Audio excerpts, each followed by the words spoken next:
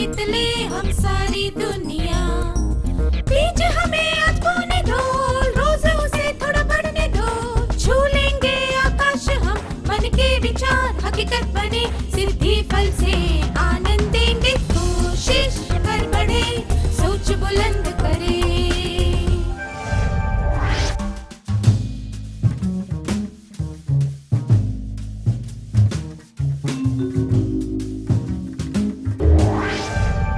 नमस्ते छात्रों, आप सबको देखकर खुशी हुई।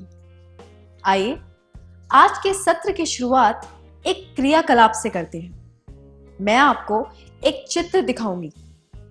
5 सेकंड के लिए इसे अच्छी तरह देखिए। कृपया चित्र देखते समय कुछ भी न लिखें।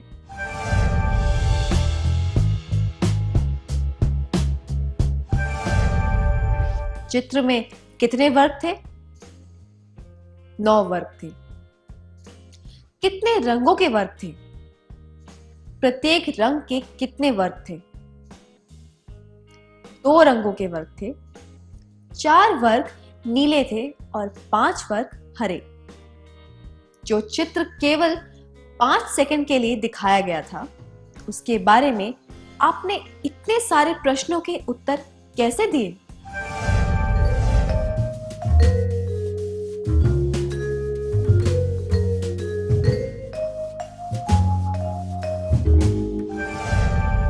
जवाब देने के लिए धन्यवाद। अब एक और क्रियाकलाप करते हैं। अब एक चित्र 15 सेकंड के लिए दिखाया जाएगा। चित्र देखने के बाद आपको कुछ प्रश्नों के उत्तर देने हैं। आप तैयार हैं?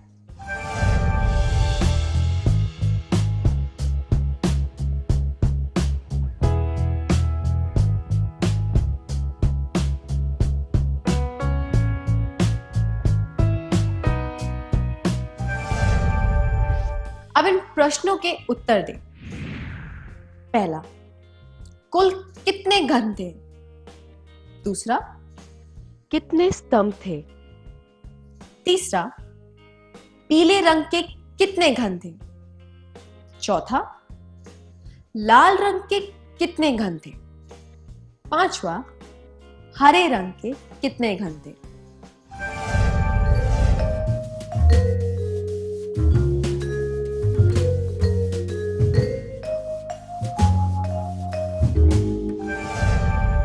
अब आपको वह चित्र फिर से दिखाया जाएगा। आप अपने उत्तर जांच सकते हैं।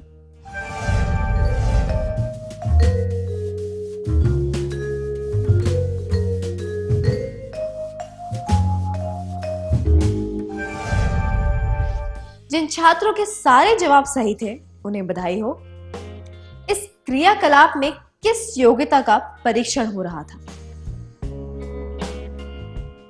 सही कहा, यह याददाश्त मतलब कि स्मरण शक्ति को जांच रहा था।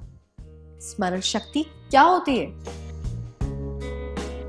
स्मरण शक्ति का अर्थ है कि हमने जो सीखा हो और हमारे दिमाग में जो बात हो, उसे याद करने की योग्यता। दूसरे शब्दों में कहें तो आपने चित्र को बहुत गौर से देखा, दिमाग में उसकी छवि बना ली और जब प्रश्न पूछे गए तो आप बातें याद करके उनका उत्तर दे सके। इसे हम याददाश्त यानी कि स्मरण शक्ति कहते हैं। हम जो भी सीखते हैं, वे बातें हमारे दिमाग में संचित हो जाती हैं। उन बातों को याद कर पाने की योग्यता को स्मरण शक्ति कहते हैं। मैं दोहराती हूं, हम जो भी सीखते हैं, वे बातें हमारे दिमाग में संचित हो जाती हैं। उन बातों को याद कर पाने की योग्यता को स्मरण शक्ति कहते हैं। अब एक परिस्थिति पर ध्यान दीजिए। तारा एक शादी में गई थी। उसकी उम्र की लड़की ने आकर उससे कहा, तुम तारा हो ना? कैसी हो तुम? वह लड़की जाने पहचाने लग रही थी, पर तारा उससे पहचान नहीं पा रही थी। अपनी बुरी याददाश्त की वजह से वह शर्मिंदा महसूस कर रही थी, पर वह उस लड़की से बात करती रही। उसे लगा कि शायद थोड़ी देर में उसे याद आ जाएगा कि वह लड़की कौन है, पर उसे बिल्कुल भी याद नहीं आ रहा था कि वह उस लड़की से पहले कब मिली थी। तारा ने उस लड़की से पूछा, हम पहले कब मिले थे? जब उस लड़की ने बताया तो तारा को याद आया कि वे कहाँ मिले थे। तारा उस लड़की से कुछ दिनों पहले मिली थी। वो लड़की तारा को पहचान गई और तारा को कुछ भी याद नहीं था। हमने इससे क्या सीखा?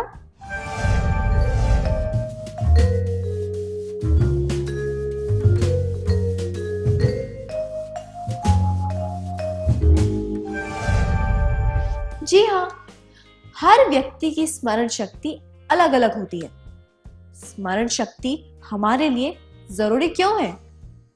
आइए तारा का उदाहरण लेते हैं। अगर तारा को ठीक से याद रहता कि वह उस लड़की से कब मिली थी, तो हो सकता है कि उन दोनों के बीच का रिश्ता और मजबूत हो जाता। ऐसी परिस्थितियों में शर्मिंदा होने से बचने के लिए हमें अपनी स्मरण शक्ति को सुधारना चाहिए। जैसे स्मरण शक्ति से अच्छी तरह पढ़ाई करके परीक्षा में अच्छे अंक प्राप्त कर सकते हैं, वैसे ही स्मरण शक्ति से रिश्ते भी और मजबूत हो सकते हैं। अब आपके लिए कुछ प्रश्न हैं। आज आपने सुबह के नाश्ते में क्या खाया? आज पहले पीरियड में कौन सा पाठ पढ़ाया गया था? कल आपने कौन से रंग के कपड़े पहने थे? आप इन सब सवालों के जवाब आसानी से दे पाएं। कुछ समय पहले हुई घटनाओं की छोटी मोटी जानकारी को याद रखने की योग्यता को अल्पकालीन स्मरण शक्ति कहते हैं। अब क्या आप बता सकते हैं कि दीर्घकालीन स्मरण शक्ति किसे कहते हैं? सही कहा, लंबे समय की जानकारी को याद रखने की क्षमता कुछ दिनों से लेकर कुछ वर्षों की। स्मरण शक्ति के प्रकार: पहला, अल्पकालीन स्मरण शक्ति। दूसरा, दीर्घकालीन स्मरण शक्ति। आइए अब आपकी दीर्घकालीन स्मरण शक्ति को जांचते हैं। क्या आप ऐसी घटना याद कर सकते हैं जो आपके साथ कई सालों पहले हुई थी? मान लीजिए जब आप 6 या 7 साल के थे। वह कोई भी घटना हो सकती है, अच्छी या बुरी, जिसका आप पर बहुत गहरा असर हुआ हो। कृपया इसके बारे में अपने एक अच्छे मित्र को बताएं।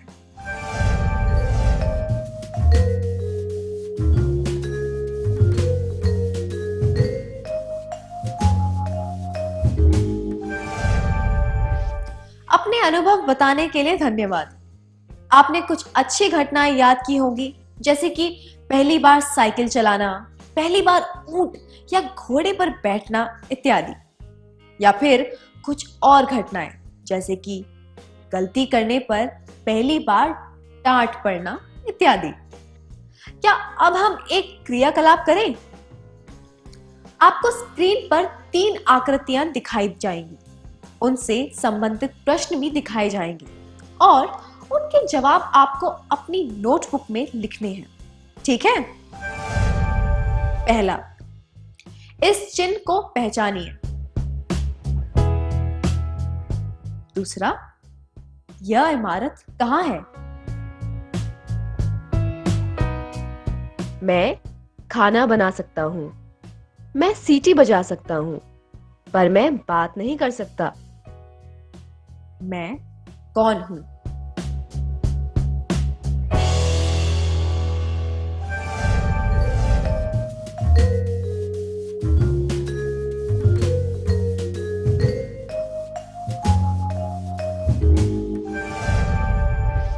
जिन विद्यार्थियों के सारे जवाब सही थे, उन्हें बधाई हो।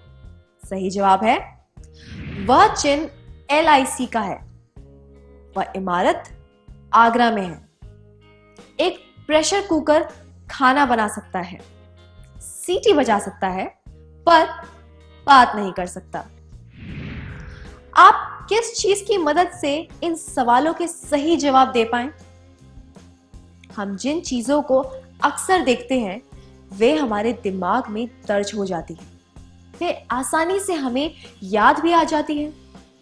हम जिसे सामान्य ज्ञान कहते हैं वह दरअसल सिमेंटिक स्मरण शक्ति का एक हिस्सा होता है। सिमेंटिक स्मरण शक्ति वह होती है जिसमें हम शब्दों, चिन्हों और इस तरह की अन्य जानकारी को दर्ज करके याद कर लेते हैं। यह किसी विशिष्ट घटना या अनुभव से संबंधित नहीं होती। उदाहरण के लिए, जब मैं आपसे हरे रंग से संबंधित शब्द बताने को कहूं तो आपके दिमाग में पत्ते, घास, खेत, सब्जियों जैसे शब्द आते हैं। यह हमारी दीर्घकालीन स्मरण शक्ति का एक हिस्सा है। इसमें वे सारे विचार, अर्थ और अवधारणाएं हैं जो हमने अब तक सीखे हैं। हम कई किस्म की स्मरण शक्तियों का इस्तेमाल करते हैं। सिमेंटिक स्मरण शक्ति इनमें से एक है। स्मरण शक्ति की किस्में। सिमेंटिक स्मरण शक्ति यह विचार, अर्थ और अवधारणाओं से संबंधित होती है। अब एक और क्रियाकलाप। कृपया अपने अच्छे मित्र के साथ जोड़े अ और ब बनाकर बैठिए। आपको ऐसी घटना के बारे में बताना है जिसका आप पर बहुत गहरा असर हुआ हो। अ ऐसी घटना के बारे में बताएगा जो 3 साल पहले हुई थी। ब ऐसी घटना के बारे में बताएगा जो 3 महीने पहले हुई थी।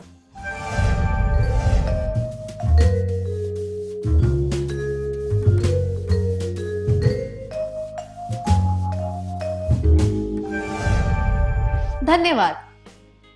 ऐसे अनुभव हमें हमेशा याद रहते हैं क्योंकि ये व्यक्तिगत होते हैं। प्रासंगिक स्मरण शक्ति हमें उन घटनाओं को याद रखने में मदद करती है जो हमारे लिए बहुत व्यक्तिगत होती है। व्यक्तिगत होने की वजह से ऐसी घटनाएं हमारे स्मरण शक्ति पर गहरी छाप छोड़ जाती हैं, जिसकी वजह से हम इन्हें बहुत ही स्पष्ट रूप से याद कर पाते हैं। स्मरण शक्ति की किस्में। प्रासंगिक स्मरण शक्ति हमारे व्यक्तिगत अनुभवों से जुड़े होती है। आइए अब एक और क्रियाकलाप करते हैं। मैं कुछ सेकंड के लिए किसी गीत की पहली पंक्ति बजाऊंगी और फिर आपको उस गीत की दूसरी पंक्ति गाकर सुनानी है। इसी तरह मैं एक कहावत की पहली पंक्ति बोलूंगी और आपको उसकी दूसरी पंक्ति बतानी है। तैयार है?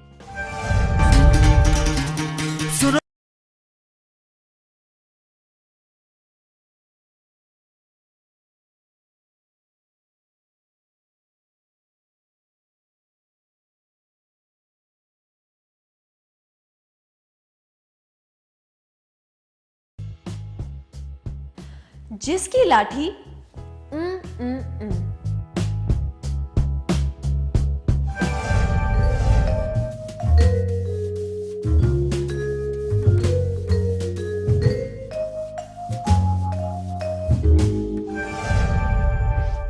बहुत बढ़िया। यह बिल्कुल भी मुश्किल नहीं था, है ना? क्यों? क्योंकि कुछ प्रकार की स्मरण शक्तियों में किसी सतर्कता या जागरूकता की आवश्यकता नहीं होती। उदाहरण के लिए, हम ब्रश करना और नहाना जैसे काम ज्यादा सोचे समझे बिना करते हैं। उसी तरह शब्दों को पूरा करना, अंताक्षरी खेलना इत्यादि हमारी सहज स्मरण शक्ति का हिस्सा होते हैं। इस स्मरण शक्ति से हम आसानी से समझ सकते हैं कि हमें अपनी चीजों के आसपास अच्छा क्यों महसूस होता है। हम जिस तरह से अपनी चीजों को जमा कर रखते हैं या फिर जिस तरह से बूढ़े और विकलांग व्यक्ति अपने तरीके से रखी हुई चीजों को देखकर अपनापन महसूस करते हैं, या अपनापन और आराम का ऐसा हमें सहज स्मरण शक्ति से होता है। स्मरण शक्ति की किस्में।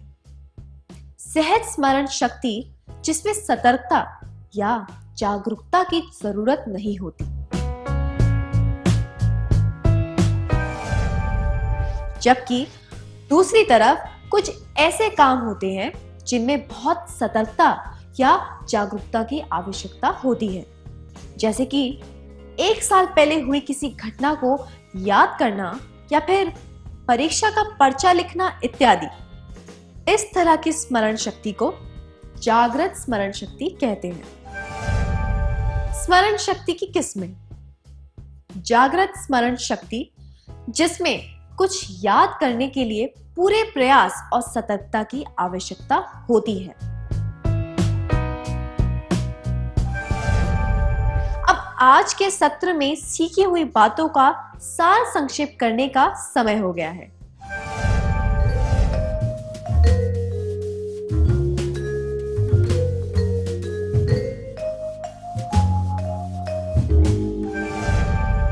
हम जो भी सीखते हैं वे बातें हमारे दिमाग में संचित हो जाती हैं। उन बातों को याद कर पाने की योग्यता को स्मरण शक्ति कहते हैं। स्मरण शक्ति 2 प्रकार की होती है, अल्पकालीन स्मरण शक्ति, दीर्घकालीन स्मरण शक्ति। स्मरण शक्ति की किस्में। सिमेंटिक स्मरण शक्ति, प्रासंगिक स्मरण शक्ति, सहज स्मरण शक्ति, जागृत स्मरण शक्ति। बहुत बढ़िया था, धन्यवाद। क्या अब हम थोड़ा गृह कार्य लिख लें ताकि ये बातें हमें अच्छी तरह याद हो जाएं?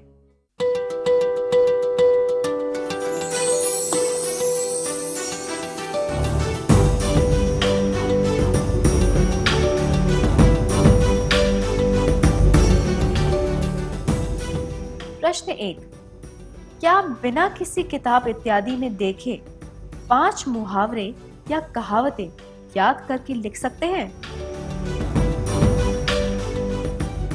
प्रश्न 2, 9वीं कक्षा में जो आपका पहला दिन था, क्या आप उस अनुभव के बारे में 5 वाक्य लिख सकते हैं?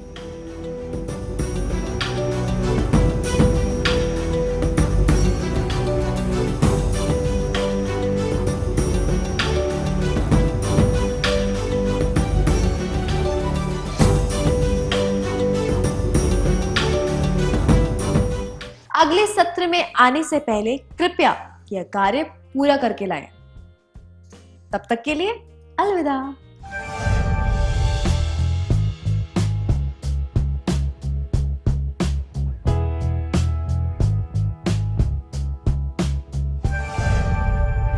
नमस्ते छात्रों, मुझे यकीन है कि आपने पिछले सत्र में दिया गया काम पूरा कर लिया होगा। क्या हम उत्तर देख लें?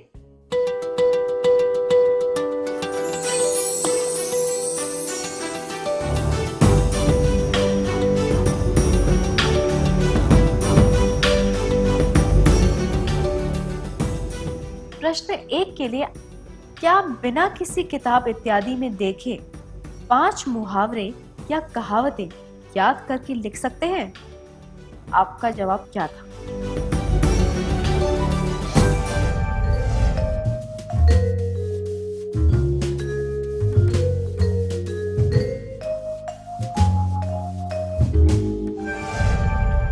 प्रश्न 2 के लिए, 9वीं कक्षा में जो आपका पहला दिन था, क्या आप उस अनुभव के बारे में 5 वाक्य लिख सकते हैं?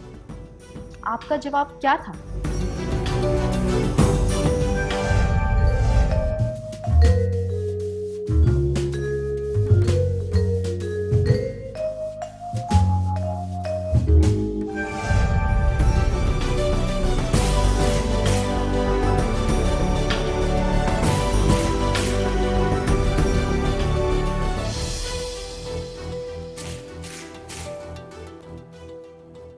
क्या अब हम अगला सत्र शुरू करें?